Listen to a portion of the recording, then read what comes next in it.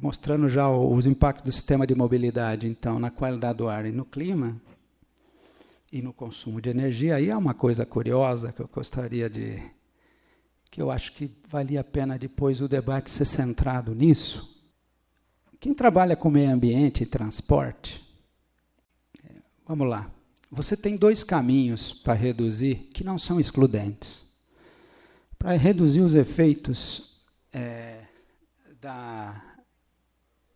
das emissões veiculares ou do impacto dos veículos no consumo de combustível. Uma coisa é focando a máquina, focando os veículos.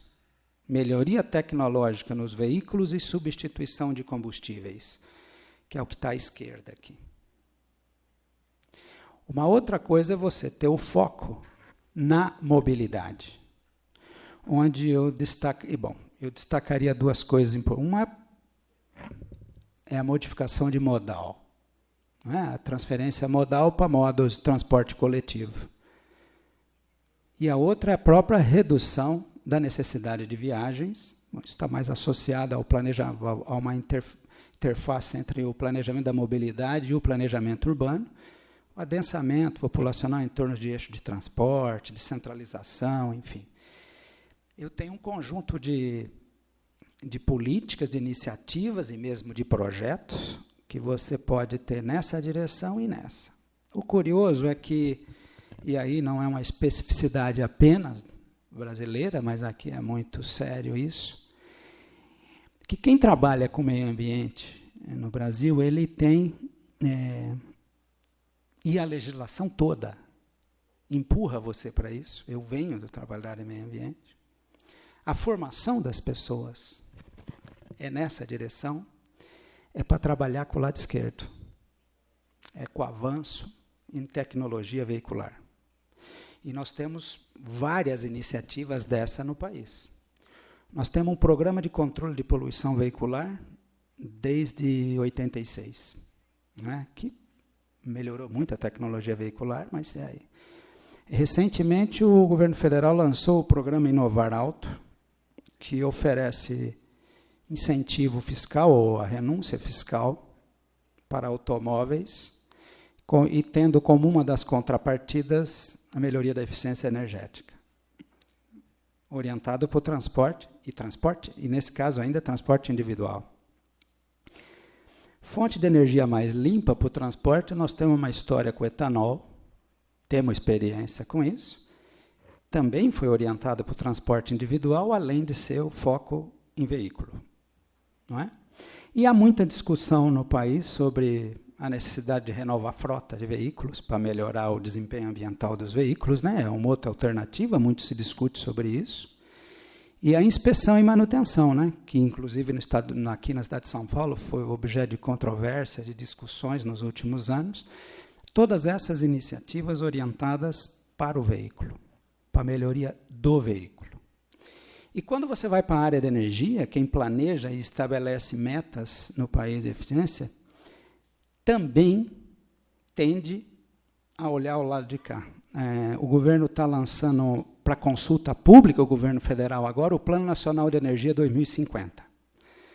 Deve ter uma audiência pública semana que vem. É um exercício prospectivo que o governo federal faz até 2050. Bom, e a taxa de motorização que se trabalha no país é que até lá o Brasil teria uma taxa de motorização aproximadamente a dos Estados Unidos, né? Portanto, o país iria para uma taxa de motorização similar à dos países ricos. Nós teríamos hoje uma frota, o que vai ser divulgado essa semana que vem, de 130 milhões de veículos. Para vocês terem uma ideia, nós estamos hoje em 30. Concentrados nas cidades, onde estarão vivendo, segundo o estudo, mais 30 milhões de pessoas, além do que temos hoje nesses centros urbanos. É evidente que, do ponto de vista do consumo de energia e das emissões, teria um impacto poderoso. Mas o Plano Nacional de Energia fala que já nesse período nós não teremos mais sendo vendidos veículos com motores de combustão interna, e todos os veículos vendidos nesse horizonte de tempo serão elétricos, ou híbridos. E que, portanto, você estaria descolando uma crise de mobilidade urbana de uma crise ambiental, em termos urbanos, porque seria um modelo qual é o paradigma do ecocongestionamento, no meu entendimento, né? Nós seríamos o congestionamento verde, provavelmente. Mas o relatório admite, mas o curioso é que essa projeção de consumo de energia no país ele afirma que a divisão modal se manterá, mesmo com esse cenário, muito parecida com a de hoje, porque porque a intensidade do uso do automóvel vai se reduzir, porque ele não explica quais são, mas ele fala que investimentos em transporte público farão com que, apesar esses investimentos serão necessários não para melhorar a qualidade ambiental, etc., porque ela estaria resolvida com o foco nos veículos, a melhoria da tecnologia veicular, inclusive fala em ônibus, que nós não teríamos mais ônibus diesel, mas apenas híbrido e elétrico circulando nas cidades, né? É o que é uma possibilidade. E, de todo modo, mesmo com essa leitura de que você resolve a crise ambiental pela tecnologia, o documento admite que se essa taxa de motorização, se esses veículos disponíveis na sociedade brasileira tiverem a intensidade de uso que tem hoje, não tem, né? Não é possível, e que, portanto, seriam necessárias medidas para reduzir a intensidade do uso do automóvel. Em nenhum momento o documento cita o desestímulo ao uso do automóvel. Ele fala em investimento em metrô, BRTs, corredores de ônibus, etc., mas é evidente. Pode haver um descolamento entre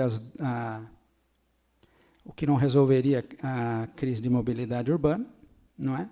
Mas existe a possibilidade também de um outro cenário não previsto ali, que seria talvez o pior dos mundos, a vir pelo processo histórico das políticas públicas na área de clima, energia, meio ambiente para veículo, para combustíveis mais limpos, se isso se reproduz à frente, o que nós temos hoje são programas orientados para o transporte individual.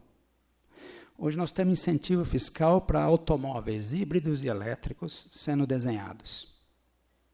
Não é? Quando você vê qualquer programa, televisão, lê os jornais, enfim, o que está na mídia, o que está para o público, quando fala em melhorar o transporte, aparece um automóvel, o transporte individual e o avanço tecnológico do transporte individual. Um cenário trágico que acho que temos que evitar é você ter esses veículos, o transporte individual baseado na eletromobilidade, que é um termo que vocês vão ver crescentemente agora, a eletromobilidade aplicada ao transporte individual e os ônibus continuando dependendo do diesel.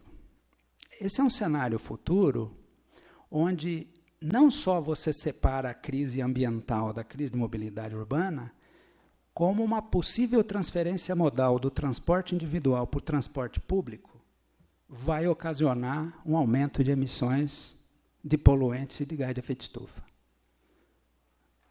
Então é preciso desenhar, garantir políticas para melhoria também, não só para ampliação da oferta e do uso do transporte público, mas é preciso arrumar a equação de viabilizar como uma nova fonte, porque o transporte individual está em velocidade, ele está indo numa velocidade bastante alta para a inovação tecnológica, enquanto o transporte público sob pneus não. Podemos estar criando aí no futuro uma situação impensável, onde todo aquele discurso de que o transporte público tem os benefícios para a qualidade do ar, ele passa a ser questionado, porque, afinal de contas, eu estou num veículo elétrico e você está me pedindo para subir num ônibus a diesel. Não é? Outro cenário possível que a gente precisa se antecipar e passar a exigir que as políticas orientadas para veículos também incorporem o transporte público.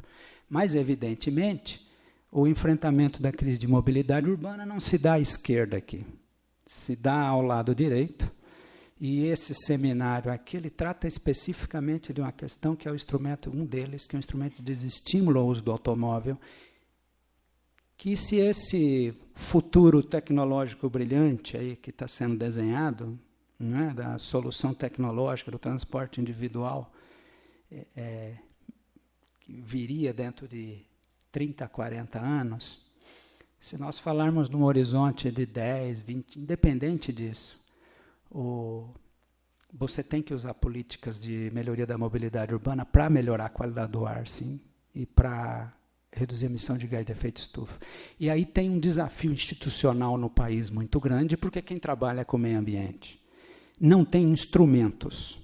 Quem tem atribuição para gerenciar a qualidade do ar nas grandes cidades não tem nenhum instrumento à mão para trabalhar com mobilidade urbana, e, na verdade, ele fica assistindo o comportamento da rede de monitoramento da qualidade do ar com pouco instrumento para intervir, porque o ferramental para mexer na mobilidade urbana está em outra área. Claro, e não é uma crítica por estar em outra área, estou dando um fato. E o contrário também é verdade, não é? Então, o que é preciso é incorporar metas ambientais para quem trabalha nos planos de mobilidade urbana, nos projetos de mobilidade urbana, eles precisam ser vistos como iniciativas ambientais também, e não só iniciativas para a mobilidade urbana. Não é? Na verdade, essa integração entre as áreas é necessário, do contrário, quem tem a atribuição de gerenciar isso não tem os instrumentos, não é quem lida com a mobilidade. É a mesma coisa quem trabalha com política energética.